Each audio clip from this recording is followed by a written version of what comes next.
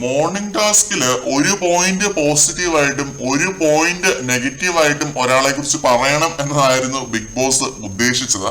പക്ഷെ പറഞ്ഞ രണ്ട് പോയിന്റുകളും രണ്ടുപേരെ കുറിച്ചും നെഗറ്റീവായിട്ട് അതിലും സബ് പോയിന്റുകളും നിരത്തി വിശദീകരിച്ച് പറഞ്ഞ ജിൻഡോ ബ്രില്യൻസിനെ കുറിച്ചാണ് നമ്മൾ ഈ വീഡിയോയിൽ ചർച്ച ചെയ്യാൻ പോകുന്നത്.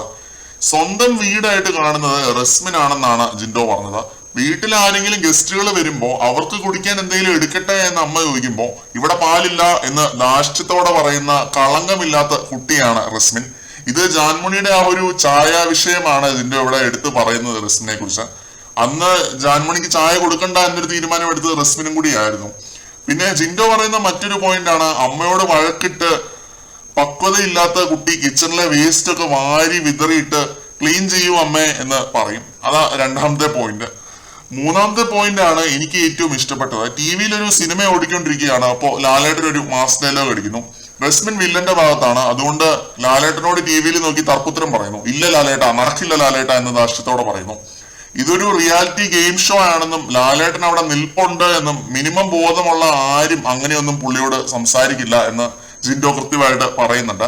റസ്മിനിട്ട് ഫുൾ കൊട്ടായിരുന്നു ജിൻഡോ. ഈ മൂന്ന് പോയിന്റുകള് ഉറുമിയെടുത്ത് വീശുന്നത് പോലെയാണ് ജിൻഡോ എടുത്തങ്ങ് വീശിയത്.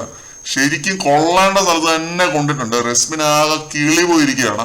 മറ്റേ ലോട്ടറി വിൽപ്പനക്കാരെ പോലെ കാര്യങ്ങൾ വളച്ചൊടിക്കാൻ ജിൻഡോ ക്ലാസ് എടുത്ത് കൊടുക്കുന്നതാണ് കോണ്ടാക്ട് ജിൻഡോ എന്നൊക്കെ പറഞ്ഞ ആ വഴി നടക്കുകയായിരുന്നു ഒരു പ്രാന്തിയെ പോലെ. ചട്ടമ്പി ടീച്ചറുടെ സകല ആപ്പീസും പൂട്ടി ജിൻഡോ എന്തായാലും ഈ ഒരു മോർണിംഗ് ടാസ്കില് പൊളിച്ചടിക്ക് ശരിക്കും.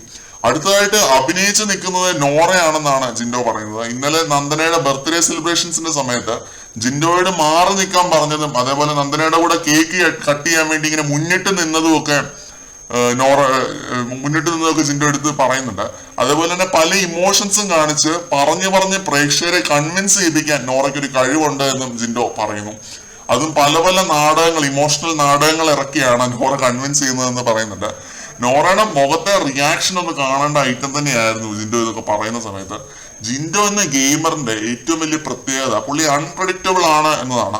മണ്ടത്തരങ്ങൾ വിളമ്പും എന്ന് നമുക്ക് തോന്നുന്ന സ്ഥലത്ത് പുള്ളി വെറൈറ്റി ആയിട്ട് ബ്രില്യന്റ് ആയിട്ട് സംസാരിക്കും. ഇതുപോലെ അതേപോലെ തന്നെ ഓപ്പോസിറ്റ് ആയിട്ടും സംഭവിച്ചു എന്നിരിക്കും. നമുക്ക് ആർക്കും പ്രഡിക്റ്റ് ചെയ്യാൻ പറ്റത്തില്ല. ഒരു സീസണിലും ഇങ്ങനെ ഒരു മൈൻഡ് ഗെയിമർ വന്നിട്ടുണ്ടാവില്ല.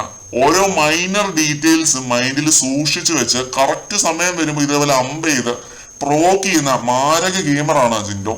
ഒരു രക്ഷയുമില്ലാത്ത ഒരു ഗെയിമറാണ്. ഇതാണ് എനിക്ക് പുള്ളി മോർണിംഗ് ടാസ്കിൽ സംസാരിക്കുന്നത് കണ്ടപ്പോൾ തോന്നിയത്. മറ്റൊരു അപ്ഡേറ്റുമായിട്ട് നമുക്ക് വീണ്ടും കാണാം.